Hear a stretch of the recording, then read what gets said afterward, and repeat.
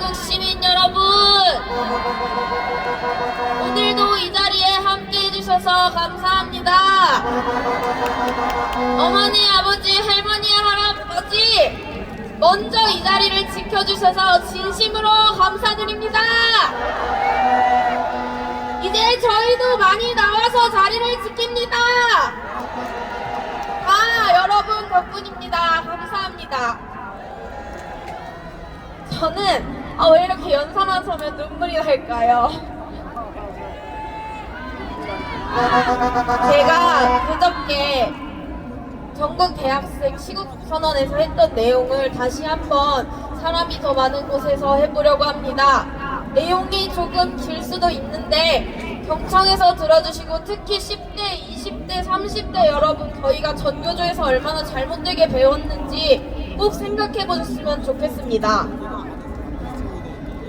민주당에서 정권을 잡을 때마다 우리는 친중, 친북적인 정책과 법이 통과되었습니다.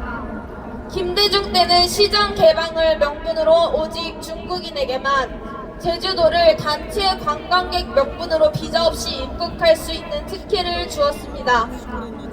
물론 4년 뒤부터는 모든 외국인에게 확대되긴 하였지만, 이 제도로 인해 체류할 외국인을 합법적으로 감시, 등록하고 위험한 범죄자를 퇴출시킬 수 있는 안정장치가 무너졌음은 틀림없습니다.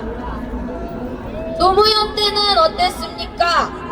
서해 NLL의 정당성을 사전에 집요하게 부정하고 평화수협과 공동어로구역 설치와 같은 자발적 무력화 방안을 마련한 다음 반국가단체의 수계 김정일과 합세하여 쐐기를 박아 대한민국에 항적한 죄를 범하였습니다. 또한 노무현은 서해 북방 한계선 문제를 포함한 남북 관계 및 한반도 정세 등과 이런 것들이 내용이 있는 관계부처 종합보고서 국가기밀문서를 반국가단체 수계 김정일에게 바칠 의사를 표하고 배석한 대남비서 통일전선부장 김양건에게 넘겼습니다.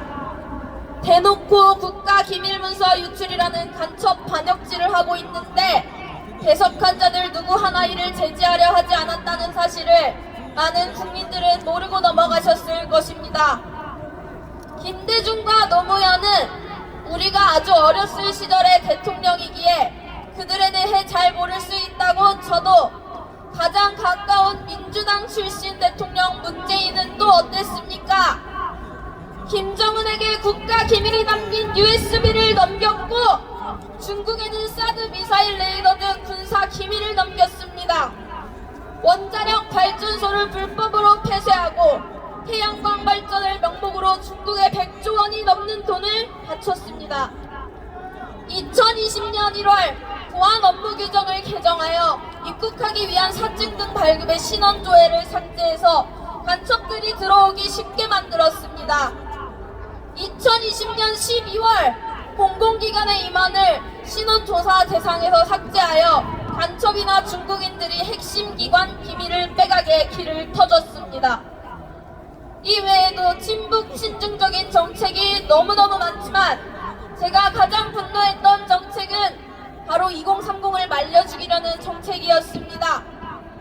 최저임금을 급등시켜 일자리를 없앴고, 이에 따라 물가는 폭등했습니다. 페미니스트를 주장하며 남녀를 갈라쳤습니다.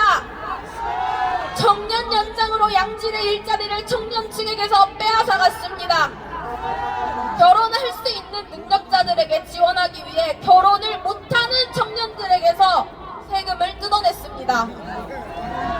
또한 당시 거대 여당과 합작하여 화교 친화적인 법들을 쏟아냈습니다. 좌파들은 말합니다. 화교 친화적인 법이 아니라 다문화라고.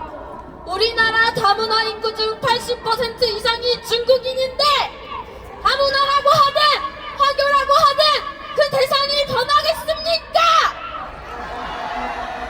화교가 우리나라에서 받는 혜택만 줄여도 국고가 이렇게까지 바닥나지는 않았을 것입니다. 노령연금, 실업급여, 정착지원금, 지방선거권은 물론이고 건강보험으로는 약 1조 1천억가량이 낭비되고 있습니다. 대학생 여러분, 중국인들에게 기숙사 우선 지원, 대학 입시 수시 특별 전형 지원, 고액 등록금 장학금 지원, 대학 등록금 지원 등의 혜택이 있다는 점 여러분 알고 계십니까? 2030 여러분, 중국인 대출 시 이자 감면 혜택, 외환 송금 시 수수료 감면 혜택, 은행 예금 우대금리 대상자, 공공임대주택 배정 시 우선순위, 공무원 선발 시 다문화 특별전형 지원, 휴대폰 통신비 지원, 운전면허 취득 시 모든 비용 지원, 국내 자격증 취득 시 재반 비용 지원, 자궁경부암 예방 접종 비용이 지원되며 1가구 다주택 제한을 두지 않고 양도소득세, 취득세, 등록세가 모두 감면되는 혜택을 받아가고 있다는 사실 알고 계셨습니까?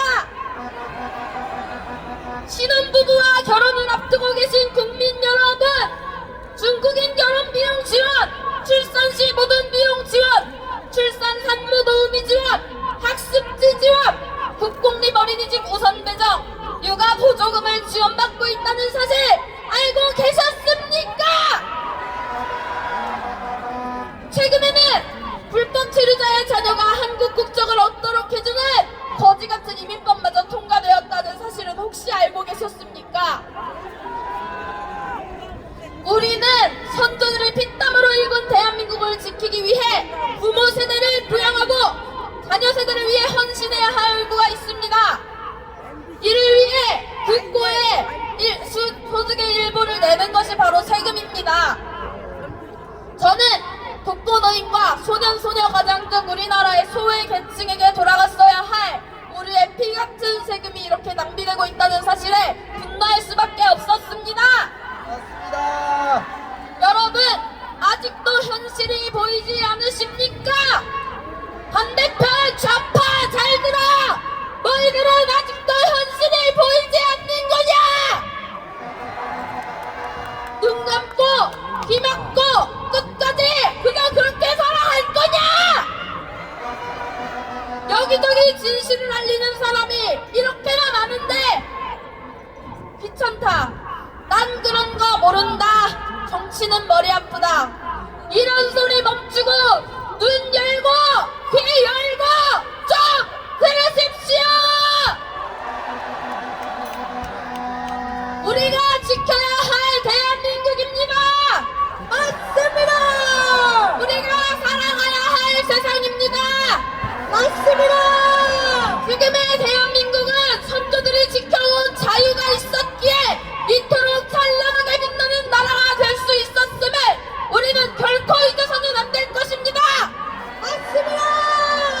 공산주의, 사회주의와 자유민주주의, 당신은 어느 나라에 살고 싶으십니까? 자유는 공짜가 아닙니다. 자유는 공짜가 아니라는 점을 절대 잊어서는 안 됩니다. 우리의 자유를 지키기 위해 비상식적인 탄핵농단에 맞서 싸워야 합니다. 대한민국의 현재이며 미래인 여러분, 어르신들이 지켜주신 우리나라를 함께 살리기 위해 힘써주시기를 간곡히 부탁드립니다. 청년들이여 일어나라! 일어나라! 청년들이여 일어나라! 일어나라! 자유 대한민국 지키자! 지키자! 자유 대한민국 지키자! 지키자! 윤석열 대통령 지키자! 지키자! 윤석열 대통령 지키자! 지키자! 대통령 탄핵이 각하 또는 기각된다고 해도 끝난 것이 아닙니다. 우리는 우리나라의 자유를 지키기 위해 반국가 세력을 모두 몰아낼 때까지 힘써 싸웁시다! 싸웁시다! 감사합니다. 네, 감사합니다.